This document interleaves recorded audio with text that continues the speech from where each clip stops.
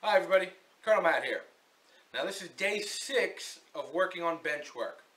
Now what we decided to do today, before we started putting in all of our cross brackets, as that's one of our primary focuses for today, is to put together a demo position of a lot of our track.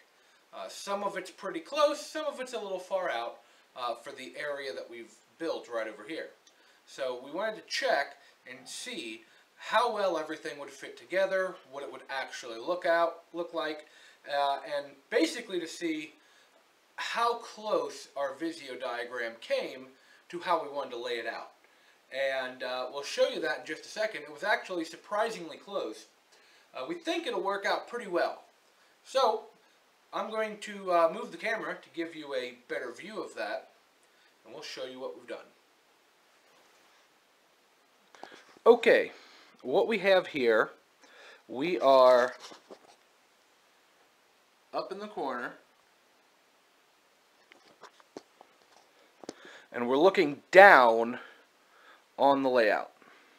So we've placed wood and other supports randomly as needed to support track. And part of what we're doing is seeing if the design fits as specified.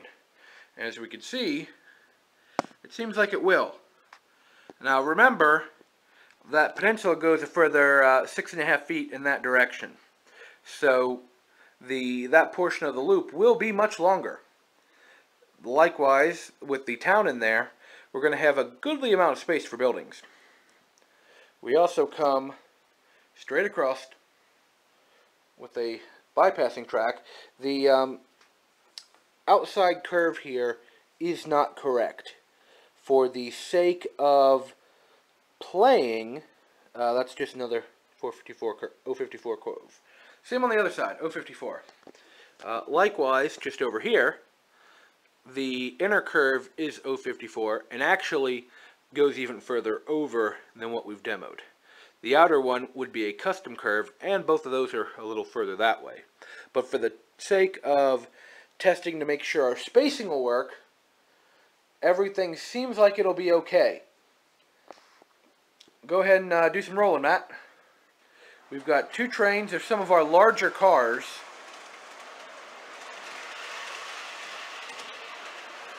And as you can see, as we come around,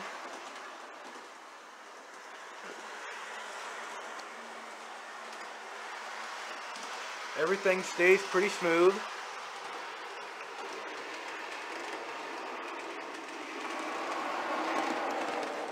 Spacing seems quite reasonable.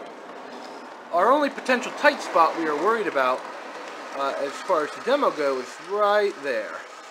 And everything seems to clear pretty well.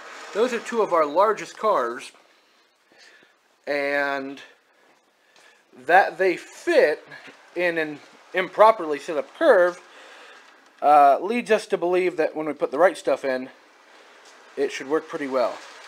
The average distance in between tracks is going to end up being between 4 and 4.5 inches, depending on what the actual distance between our switches that we're using for crossovers. That'll dictate exactly how we're doing it.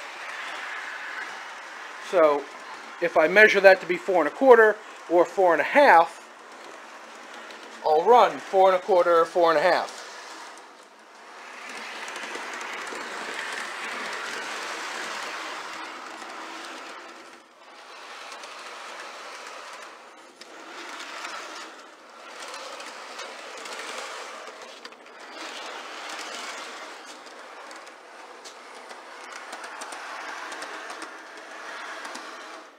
I am this close to saying, pull the transformer out. Let's see what happens when we power it. But if we started playing, we'd never get work done. So next, what we're going to do, we're going to put a cross brace in underneath that pink sheet. That way it's a little sturdy over there. We're going to put leg braces on to the section over there and the portion under the stairs. and we'll eventually also get some put on over here, because it's very sturdy left to right, and you can do a little bit of wobble front to, in this direction, not so much this way. So we might put a couple braces every other leg going across. Over here, you can see what we've done to brace it up. And between that and the top, I mean, it's not going anywhere. As we could see yesterday, although I don't think we took a video for everybody else, it was just on a webcam, we had Crazy Mr. Ernst sitting on top of this. So it'll definitely hold a nice amount of weight. So we'll get hook it up some braces, and we'll show you what we're doing. Okay, so here's what we've got done today. You've already seen what we've done playing with the track work, but that wasn't good enough. First, if you look over here, we'll see that everything now has appropriate cross braces and is pretty good. So, I think we're relatively safe about not having to worry about things going all over the place. Tougher when we get tighter when we get the. It's going to be a lot tighter. Light tighter. If you look over here, braces, much tighter. Very good. Not only that, but we've got the framework, the top level framework, for 2 more sections done.